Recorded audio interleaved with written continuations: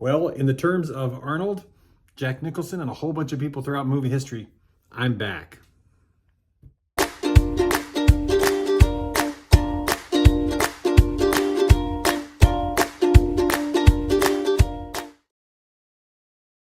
Well, that's right. I might not be Slim Shady, but you know what?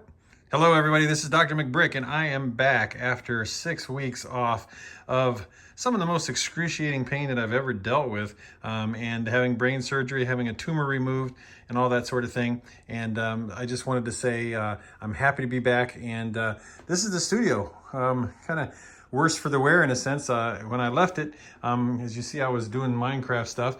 I'm going to show you a few things, and then I'm going to just kind of tell you kind of what my ordeal was. So if you're, I'll try not to be squeamish about it or anything, but I want to tell you exactly what I went through.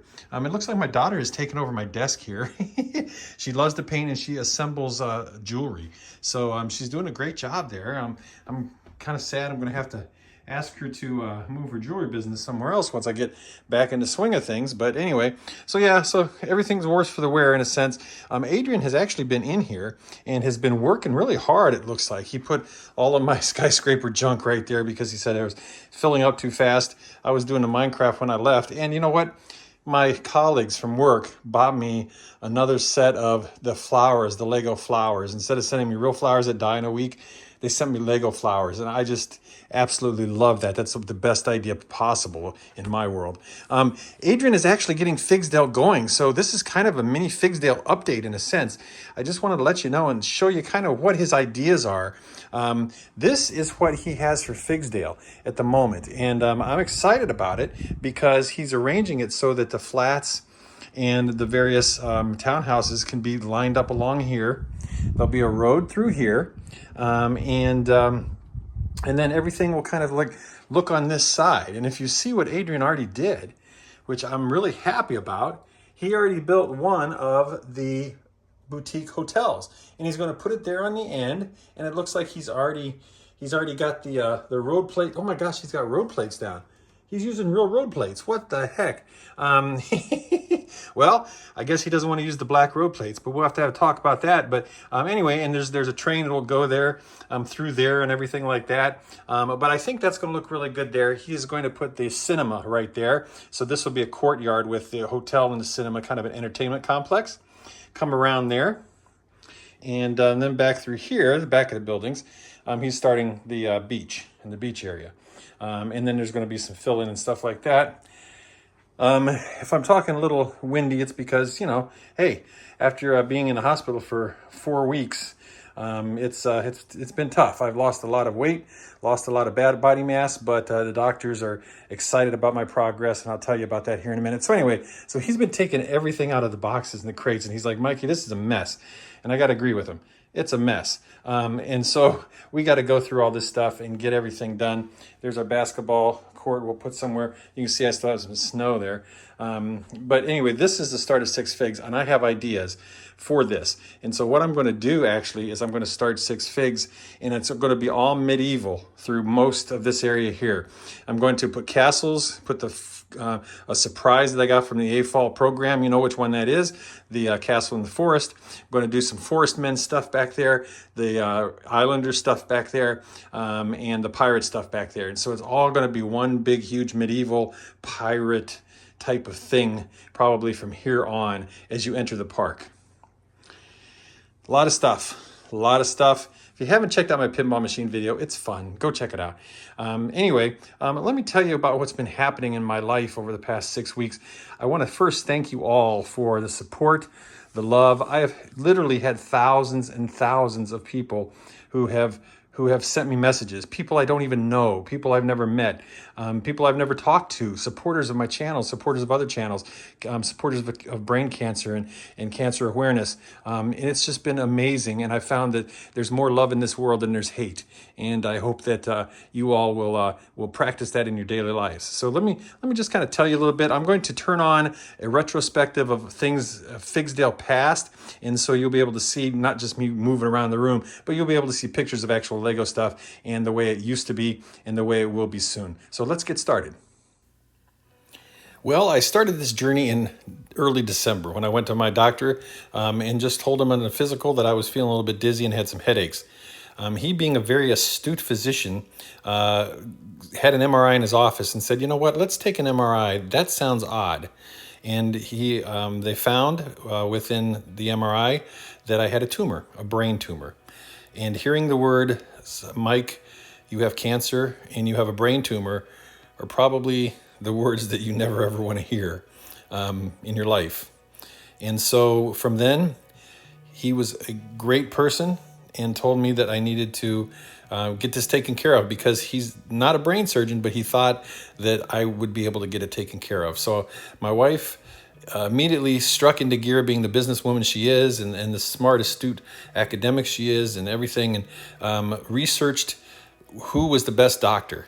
And we were planning on going to Mayo or to San Francisco or to Cleveland Clinic, anywhere we needed to go, John Hopkins, to find the best brain surgeon. But we found out that a world-class, amazing, phenomenal brain surgeon actually set up shop here in Southwest Florida and is doing miracles down here. And so we chose him. And he is the most amazing human being, the most amazing physician, and I will always be indebted to him for saving my life. I apologize if I get emotional. You know, it did have brain surgery.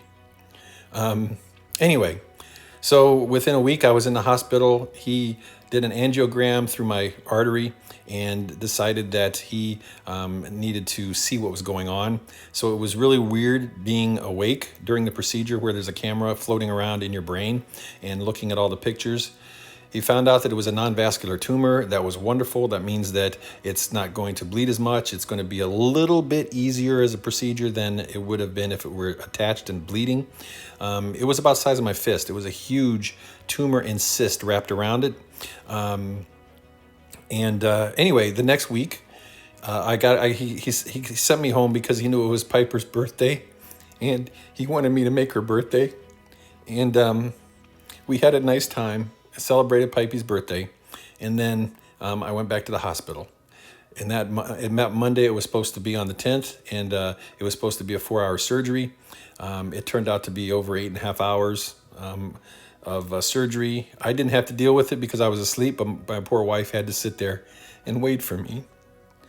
The gist of it is that he was able to get the entire tumor and what was around it, and it didn't look like there was cancer left. And so that was wonderful news. Within a few hours of waking up, I got up, stood up on my own, walked around, never used a walker, never used a cane. The nurses and the doctors there were amazed at the fact that I had so much strength.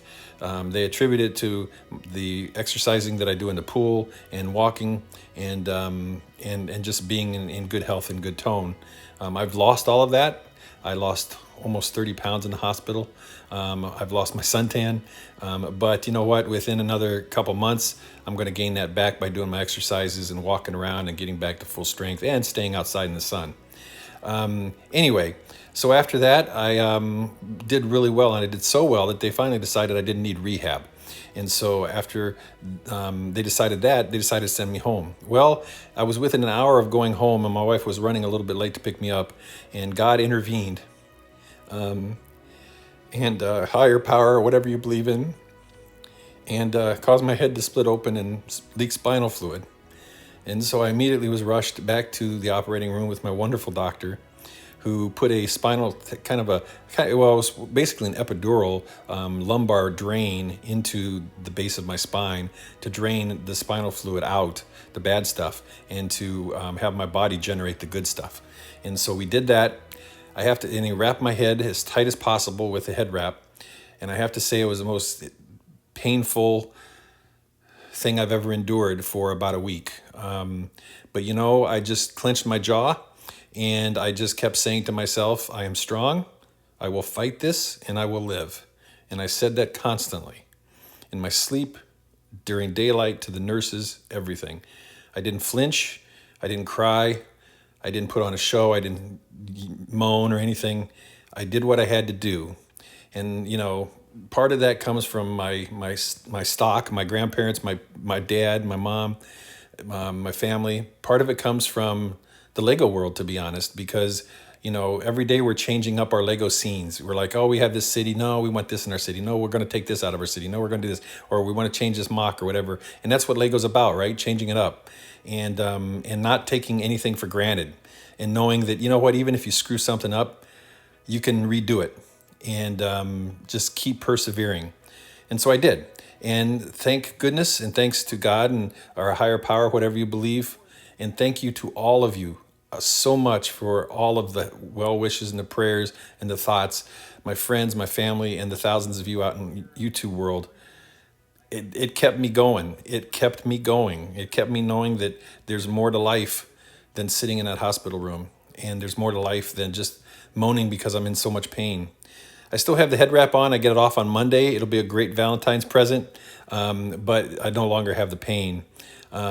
So anyway, after about 5 days, the doctor was satisfied with the way I was draining. He took the drain out and sent me home. However, Adrian came down with COVID, and so I could not go home. So I was a man without a home, but fortunately my in-laws have a winter house in the town that I was in the hospital, by the hospital, about 4 miles from the hospital. And so they took me in, and the three of us just hung out for a week, and my mother-in-law took great care of me, my father-in-law. They're wonderful people. And the next week, I got to go home to my house where I've been since last Friday now. Oh, it's been a week.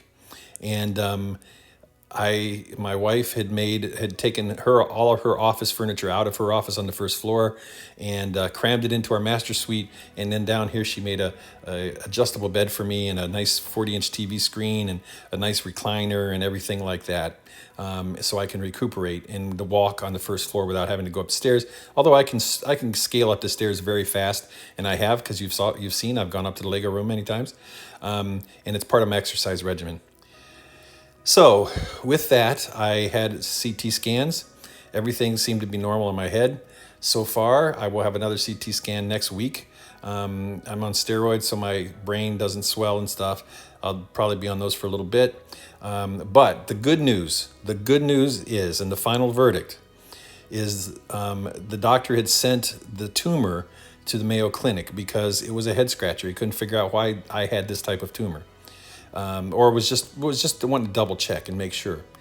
Well, fortunately, the tumor board came back and the Mayo Clinic came back, and it was all unanimous that I had very low level 1 cancer, and that the tumor I had was a tumor that mostly shows up in children and is curable in children. However, every once in a while, a middle-aged person will get it or have it from since they were a kid and never know it.